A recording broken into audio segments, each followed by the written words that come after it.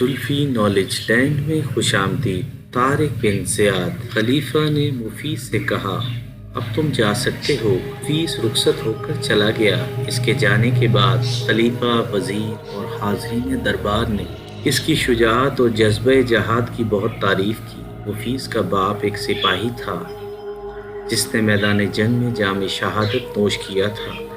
مفید، اس کی بیوہ ماں اور چھوٹی بہن، بس یہی کنبہ تھا۔ مفید نے اپنی قابلیت اور شجاعت کا سکہ بہت جلد خلیفہ ولید بن عبد الملک کے دل پر بٹھا لیا۔ خلیفہ اس کی نوعمری کے باوجود اس کا بہت لحاظ کرتا تھا۔ ایک مرتبہ شکار میں مفید نے خلیفہ کی جان بچائی تھی۔ تب سے وہ خلیفہ کے باڈی گارڈوں میں شامل ہو گیا تھا۔ اگر جہاد کا معاملہ نہ ہوتا تو خلیفہ ہرگز اسے اپنے سے جدا نہ کرتا۔ مفید کی ماں اپنے بیٹے کا انتظار کر رہی تھی۔ کھانے کا وقت ہو گیا تھا اور وہ اب تک نہیں آیا تھا۔ اس کی چھوٹی بہن، جس کی عمر 14 یا 15 سال کی تھی، ماں سے کہہ رہی تھی، بھیا اب تک نہیں آئے، ہمیں بھوک لگ رہی ہے۔ ماں نے کہا، عالیہ، تیرا بچپن اب تک نہیں گیا، ذرا دیر اور انتظار کر لے۔ وہ بولی، نہیں، ہم نہیں کرتے۔ ماں نے کھانا نکالا اور بیٹی کے سامنے رکھ دیا اور کہنے لگی، لے کھا لے۔ وہ ضد کرنے لگی، تم بھی میرے ساتھ کھاؤ۔ ماں نے کہا، بیٹی آتا ہوگا، میں اس کے ساتھ کھا لوں گی، تجھے تو دے دیا۔ عالیہ نے کھانا الگ رکھ دیا اور کہنے لگی، تو ہم بھی نہیں کھاتے۔ اتنے میں مفید آ گیا۔ ماں نے کہا، بڑی دیر لگا دی بیٹا۔ اس نے کہا، اماں تمہیں ایک خوشخبری سناؤں۔ ماں کا مرجھایا ہوا دل پھول کی طرح کھل گیا۔ اس نے کہا، ہاں بیٹا سناؤ۔ عالیہ بولی، ترساتے کیوں ہو بھیا، سناتے کیوں نہیں؟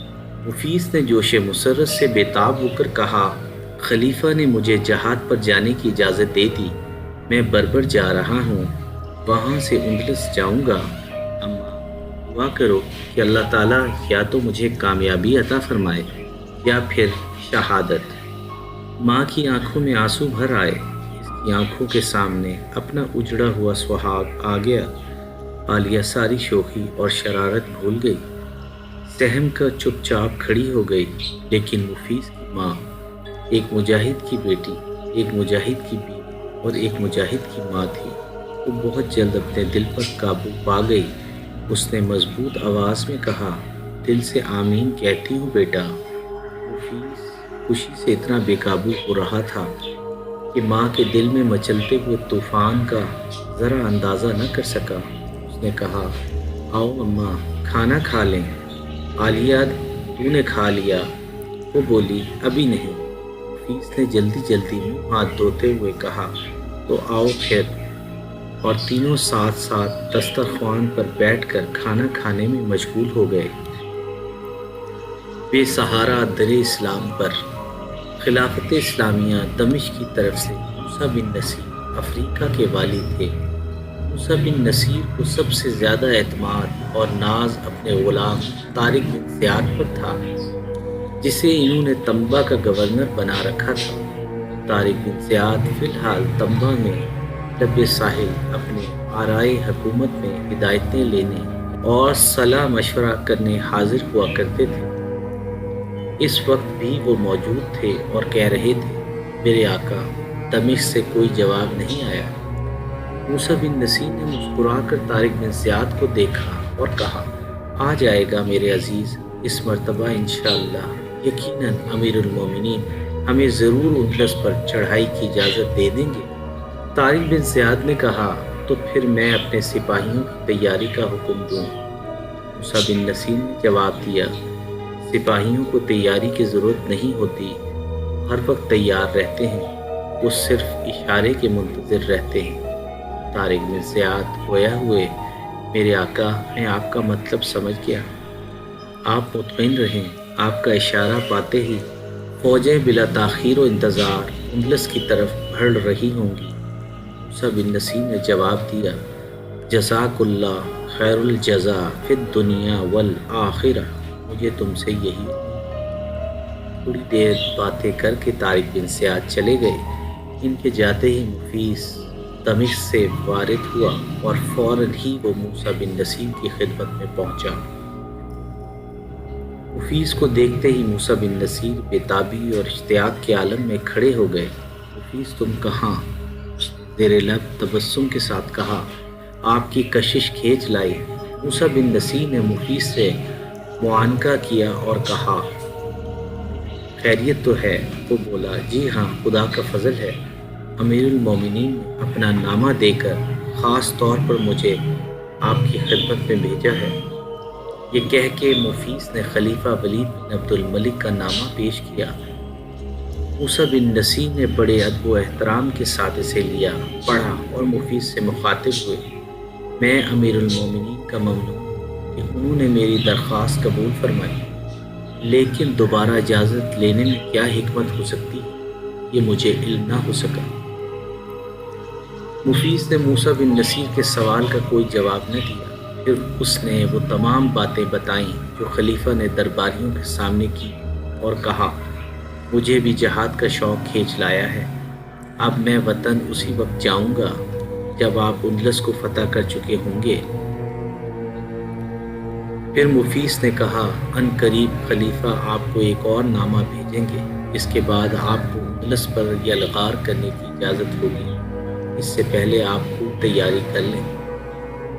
موسیٰ بن نصیر گویا ہوئے ضرور یہ باتیں ہو رہی تھیں کہ خادم نے حاضر ہو کر موسیٰ بن نصیر سے کہا کچھ لوگ آپ سے ملنا چاہتے ہیں۔ موسیٰ بن نصیر نے کہا مجھ سے ملنے کے لیے اجازت کی ضرورت نہیں، میرے خیمے کا دروازہ ہر وقت کھلا رہتا ہے، ہر مسلمان ہر وقت آ سکتا ہے۔ خادم نے کہا لیکن وہ لوگ مسلمان نہیں ہیں، چہرے بشرے سے غیر مسلم معلوم ہوتے ہیں، غالباً عیسائی ہیں، وہ یہاں کے رہنے والے بھی نہیں، کہیں باہر سے آئے ہیں۔ موسیٰ بن نصیر نے کہا جاؤ بلا لاؤ۔ خادم خاموش کھڑا رہا۔ موسیٰ بن نصیر نے کہا جاتے کیوں نہیں؟ وہ ذرا ہچکچاتا ہوا بولا وہ لوگ کہتے ہیں ہم تخلیہ میں صبح سالار موسیٰ بن نصیر سے ملاقات کرنا چاہتے ہیں۔ موسیٰ بن نصیر نے حیرت سے کہا تخلیہ میں؟ خادم نے عرض کیا جی، انہیں اس پر اصرار ہے۔ موسیٰ بن نصیر نے پوچھا آخر یہ کون لوگ ہیں؟ خادم نے کہا میں نہیں جانتا میرے آقا۔ کچھ دیر تامل کے بعد موسیٰ بن نصیر نے مفیس سے کہا تم خیمے کے پچھلے حصے میں جا کر بیٹھ جاؤ، وہاں سے یہاں کا منظر بخوبی نظر آئے گا اور تم ان لوگوں کی باتیں بھی سن سکو گے۔ مفیس نے کہا لیکن میں آپ کو تنہا چھوڑ کر نہیں جاؤں گا، یہ لوگ نہ جانے کون ہیں، کس نیت اور کس ارادے سے آئے ہیں۔ تخلیہ میں ان کا ملاقات پر اصرار میرے دل میں شکوک پیدا کر رہا ہے، کہیں کچھ دال میں کالا تو نہیں۔ میں آپ کی خدمت میں یہیں حاضر رہوں گا۔ موسیٰ بن نصیر نے کہا میرے بیٹے، بے شک میں بوڑھا ہو چکا ہوں، لیکن میری تلوار اور میرے بازوؤں میں ابھی دم ہے۔ اگر یہ لوگ بری نیت سے آئے ہیں تو کیفر کردار تک پہنچیں گے، مصیبت زدہ ہیں اور طلب امداد کے لیے آئے ہیں تو ان کی مدد کی جائے گی۔ جاؤ تم اپنی جگہ پر بیٹھو۔ مفیس کے جانے کے بعد موسیٰ بن نصیر نے خادم سے کہا جاؤ انہیں بلا لاؤ۔ فوراً خادم 5 آدمیوں کو جو لبادے میں لپٹے ہوئے تھے لے کر آیا۔ موسیٰ بن نصیر نے خادم سے کہا تم جاؤ۔ وہ الٹے پاؤں واپس چلا گیا۔ پھر موسیٰ بن نصیر نے ان لوگوں سے مخاطب ہو کر کہا ہاں میرے نووارد دوستو، اپنے آنے کا مقصد بیان کرو۔ 5 میں سے ایک آگے بڑھا، اس نے کہا یہ موسیٰ بن نصیر ہیں، انہی کی ذات سے ہماری امیدیں وابستہ ہیں، ہمیں اپنا ظاہر و باطن ان سے چھپانا نہیں چاہیے، اپنے چہروں سے کپڑے اتار دو۔ سب نے اپنا اپنا نقاب اتار دیا۔ یہ باتیں کرنے والا شخص جارج تھا اور باقی یہودا، روکسین، مارٹین اور لیزنا۔ ان عورتوں کو دیکھ کر موسیٰ بن نصیر کو حیرت ہوئی۔ انہوں نے کہا کہیے آپ کو کیا کہنا ہے؟ جارج نے کہا مجھے سبتا کے بادشاہ کاؤنٹ جولین نے بھیجا ہے۔ موسیٰ بن نصیر نے کہا کاؤنٹ جولین نے؟ ہاں پھر؟ جارج نے کہا وہ آپ سے صلح کرنا چاہتے ہیں۔ موسیٰ بن نصیر گویا ہوئے صلح کرنے والوں سے ہم کبھی نہیں لڑتے اور جنگ کا شوق رکھنے والوں کے سامنے سے ہم پیچھے نہیں ہٹتے۔ جارج بولا آپ نے بجا فرمایا، یہی اصول ہمارے بادشاہ کاؤنٹ جولین کا بھی ہے۔ موسیٰ بن نصیر بولے، کاؤنٹ جولین کو اگر صلح منظور ہے تو اسے خود آنا چاہیے۔ جارج نے کہا، اگر آپ انہیں بلائیں گے تو وہ ضرور حاضر ہوں گے، لیکن وہ چاہتے ہیں کہ آپ سبتا میں تشریف لائیں اور وہ آپ کی شایان شان دعوت کریں۔ موسیٰ بن نصیر نے فرمایا، جب کہو میں چلا آؤں گا، لیکن صلح کی تکمیل کے بعد۔ ہاں، صلح کا پیمان یہی میرے خیمے میں باندھا جائے گا۔ ہماری طرف سے صرف ایک شرط ہے۔ جارج بولا، وہ کیا؟ موسیٰ بن نصیر نے کہا، اطاعت یا جنگ؟ جارج نے خوش طبعی کے ساتھ کہا، وہ جنگ نہیں چاہتے، وہ صلح کے متمنی ہیں۔ موسیٰ بن نصیر بولے، بڑا مبارک ارادہ ہے، لیکن لڑتے لڑتے یک بیک انہیں صلح کا خیال کیسے آیا؟ جارج بولا، اس لیے کہ انہوں نے اپنی غلطی محسوس کر لی۔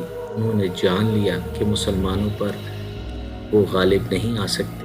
موسیٰ بن نصیر نے فرمایا، لیکن مسلمانوں سے انہوں نے کوئی خاص شکست نہیں کھائی، پھر یہ خیال کیسے آیا؟ جارج نے کہا، بہتر ہوتا کہ آپ یہ بات انہی کی زبان سے سنتے، لیکن میں آپ کو انتظار میں نہیں رکھنا چاہتا۔ ہمارے بادشاہ کاؤنٹ جولین مسلمانوں پر غالب آنے سے مایوس یوں ہوئے کہ مسلمانوں کی مضبوط سیرت اور فولادی کردار کا ان کی قوم مقابلہ نہیں کر سکتی۔ موسیٰ بن نصیر نے حیرت سے جارج کو دیکھا اور کہا، کیا مطلب؟ جارج نے جواب دیا، عیسائی عیسائیوں کی حفاظت نہیں کر سکتے، مسلمان کر سکتے ہیں۔ موسیٰ بن نصیر نے کہا، ہاں تم ٹھیک کہتے ہو، ہماری ریاستوں میں یہودی، عیسائی اور بت پرست سبھی موجود ہیں، اور ہم ان سے ذرا بھی تعرض نہیں کرتے، انہیں پوری آزادی حاصل ہے۔